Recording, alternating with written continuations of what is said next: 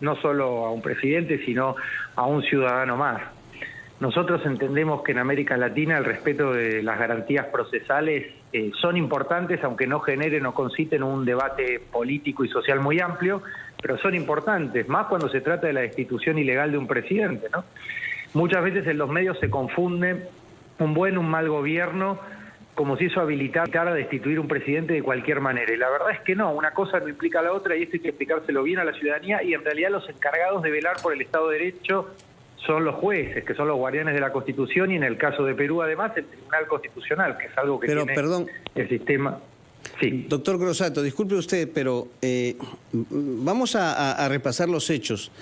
El señor Pedro Castillo intentó disolver el Congreso de manera inconstitucional.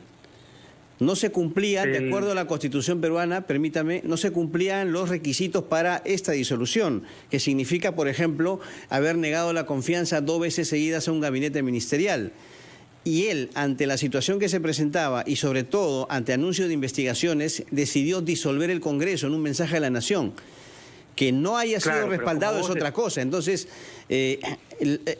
la inconstitucionalidad la cometió Pedro Castillo. Bueno, si querés, hablás vos y respondés vos las preguntas que vos mismo hacés. Si el entrevistado soy yo y me dan la posibilidad de responder, va a ser más inteligente. No, es una pregunta inducida. Vos estás dando tu opinión mientras haces la pregunta y yo te estoy escuchando cuando en realidad entendí que me llamaba para entrevistarme a mí. Ahora yo paso a responder. Sí. Perfecto, bueno. En Derecho, cualquier estudiante, no sé, ¿vos sos abogado? Soy periodista. Sos periodista. Bueno, el periodismo en general está mal informado. Este es uno de los problemas que hay en América Latina. Yo soy abogado, estudié Derecho, por eso te agradezco que vos me expliques cómo funciona la Constitución y el Derecho Penal. Ahora yo te voy a pasar, vos me podés explicar sobre periodismo, que es una materia que yo desconozco completamente, por eso los escucho con atención. Yo estuve 10 años estudiando en Alemania y en Argentina Derecho, entonces lo menos que pido es un poco de seriedad a la hora de hablar de los procedimientos. Independientemente del discurso que dio Castillo, vos decís muy bien que hay una Constitución. Entonces hay algo que es muy básico, que es, si Castillo dio un discurso y no estaba habilitado para disolver el Congreso, la Constitución, como vos decís muy bien, también establece cuál es el mecanismo para enfrentar esa situación. Y no fue el mecanismo que siguieron los congresistas en Perú. Violaron la Constitución y el reglamento del Congreso.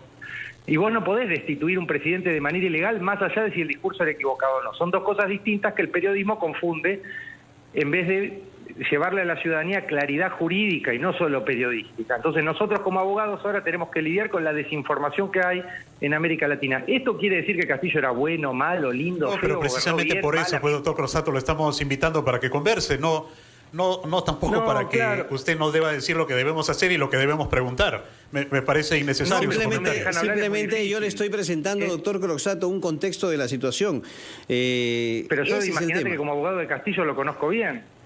Ok, está bien. Simplemente nosotros conocemos la situación en el país, por eso le hacemos referencia. Aquí no hay ningún intento de despreciar su comentario bajo ningún punto de vista ni faltarle el respeto.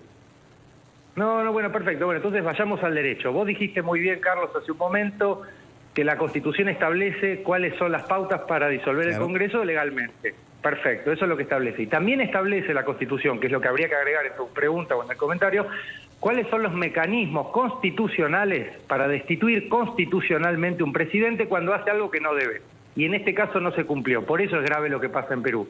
Y esto es independiente de si Castillo estaba con razón o no cuando da ese discurso, porque el mecanismo para seguir luego no fue el que siguió el Congreso, era un mecanismo de acción constitucional, por infracción constitucional. Tenían que tener 26 congresistas, no los tuvieron, no se respetó el reglamento del Congreso, el artículo 89A. Y esto no lo digo yo, lo dicen constitucionalistas peruanos en los cuales nosotros basamos nuestras presentaciones judiciales, Carlos, que no, además te aclaro, no son adherentes de Castillo. Esto es lo insólito o lo interesante. Porque eso es lo verdaderamente republicano. Gran parte de las presentaciones judiciales que yo he hecho con Zaffaroni no están basadas en las opiniones que tienen abogados de Pedro Castillo, sino más bien en críticos de Pedro Castillo, pero que tienen la inteligencia y la seriedad de reconocer que se violó el debido proceso en la destitución de Castillo. Entonces, acá... ¿Cómo cuál es, por ejemplo, doctor? Lo que le estaba diciendo, hay un procedimiento establecido en la propia Constitución que ustedes están mencionando. Por eso me llama la atención, porque ustedes tienen muy en claro que Castillo podía o no podía disolver el Congreso, en qué circunstancias, porque lo dice la Constitución. Me parece fantástico y yo les agradezco que tengan esa claridad respecto de ese artículo. Me llama la atención que si leyeron la Constitución del país de ustedes, no sepan tan bien que a un presidente no se lo destituye de cualquier manera. Hay procedimientos para destituir un presidente. ¿Se equivoque o no? Recién lo escuché a Vizcarra, me resultó muy interesante, nunca lo había escuchado en mi vida. Entonces me conecté un ratito antes y lo escuchaba. Y me parece fantástico la aclaración que hace Vizcarra. Independientemente de lo que uno piense de Castillo, ahora se sigue violando la Constitución en el Perú. A Castillo le negaban la salida al país. Esa es una cuestión política, además de jurídica. Pero se está violando la Constitución todos los días en Perú. Y esto es grave no para mí que estoy en Argentina, es grave para todos los que nos dedicamos al Estado de Derecho. Y esto es independiente de si a mí me cae bien o mal Castillo. Y por eso nosotros con Zaffaroni nos pusimos a defender a Castillo. Porque esto va más allá de Pedro Castillo. Para no hablar de las 70 muertes y no desviar el eje jurídico de la discusión y de la entrevista, ¿no? Que sería otro tema del cual tendríamos que hablar. ¿En qué aspecto va más allá de Castillo, doctor Croxatto? En que si vos tenés un tribunal constitucional, Carlos, como tiene Perú, como tiene Chile, Argentina no lo tiene, por ejemplo. Pero si vos tenés un tribunal constitucional, hay muchos debates en la doctrina constitucional acerca de si conviene o no tener este tipo de tribunal. Yo siempre fui un defensor de la idea de tener un tribunal constitucional y en Argentina tengo constitucionalistas como Gargarella, que son detractores de mi posición porque entienden que es muy elitista mi posición. Y yo lo voy a contar ahora en la entrevista porque es una infidencia y una conclusión académica que fui sacando. Luego de esta experiencia con la destitución de Castillo, ver cómo se violó el reglamento del Congreso y la Constitución del Perú, independientemente de si el discurso nos gustó o no nos gustó, estaba bien o mal. Y el Tribunal Constitucional, Carlos, que es el encargado de hacer valer la Constitución, se pronunció entre gallos y medianoche a las pocas horas. En vez de actuar con prudencia y con rigor jurídico, actuó políticamente, inmediatamente emite un pronunciamiento que no sé qué entidad legal tiene, dando por cerrada la situación legal. Estas son las palabras que usa el Tribunal Constitucional. Cuando Carlos, lo que hubiera correspondido, justamente para que Castillo tuviera esa instancia, y que el propio Tribunal Constitucional le dijera, Carlos, sí, su destitución es correcta, Castillo. Usted violó tal artículo de la Constitución y el Congreso, con un debido procedimiento de acción constitucional, lo destituyó legalmente.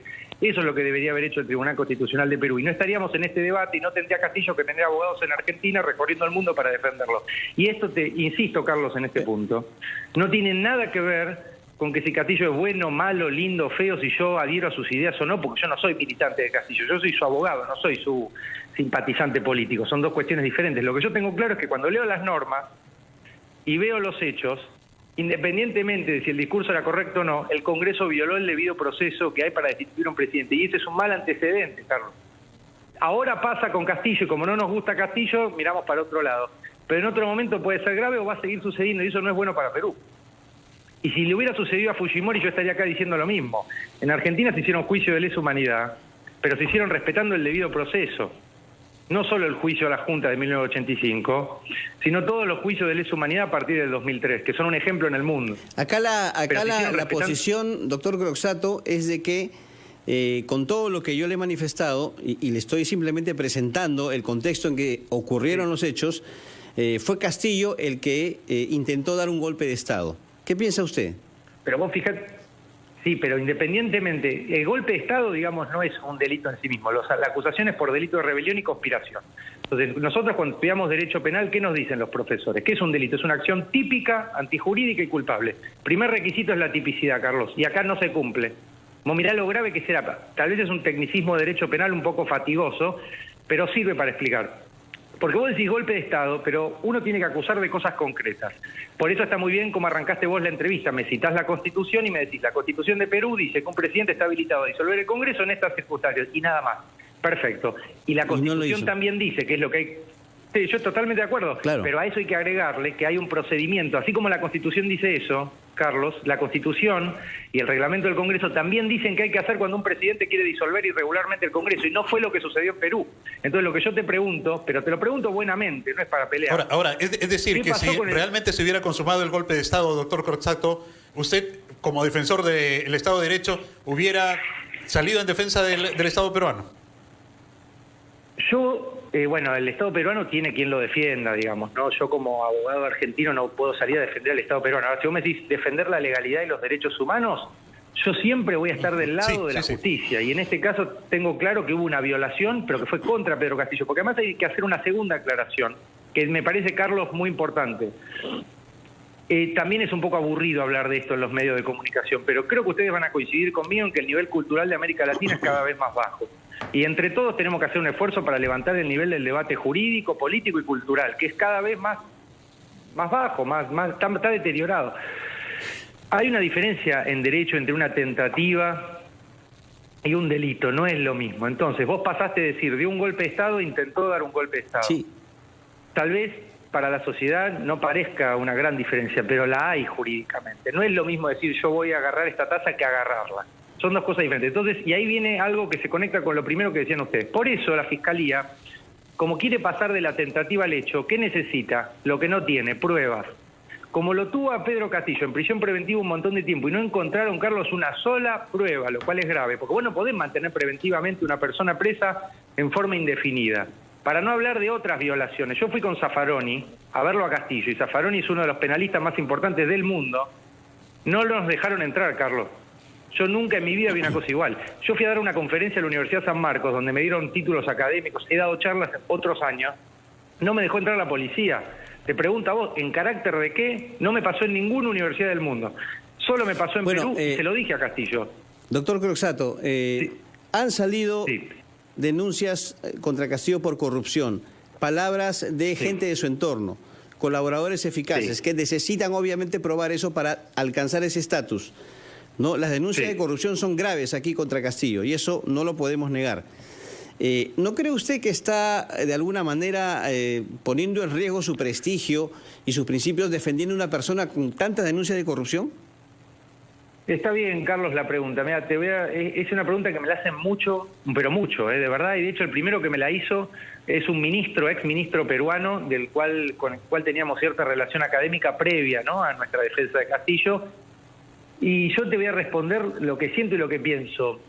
Cuando uno defiende la justicia y los derechos, estás defendiendo no solo a Castillo en este caso. Me llama gente de Ayacucho, de Puno, de Cusco, familiares de víctimas asesinadas que están enojadas con la fiscal de la Nación. Uno termina defendiendo mucho más que un presidente o un expresidente. Estás defendiendo a gente que siente que el Estado no les da respuesta, que fueron reprimidas y que no encuentran, o mujeres que fueron esterilizadas por la dictadura de Fujimori. Carlos, se tomaron un avión a Argentina para verme. Las mujeres de AMPAEF, mujeres indígenas pobres esterilizadas durante la dictadura de Fujimori. Y yo te pregunto, la esterilización forzada es un delito según el Estatuto de Roma. Y ustedes tienen un congresista que votó la incapacidad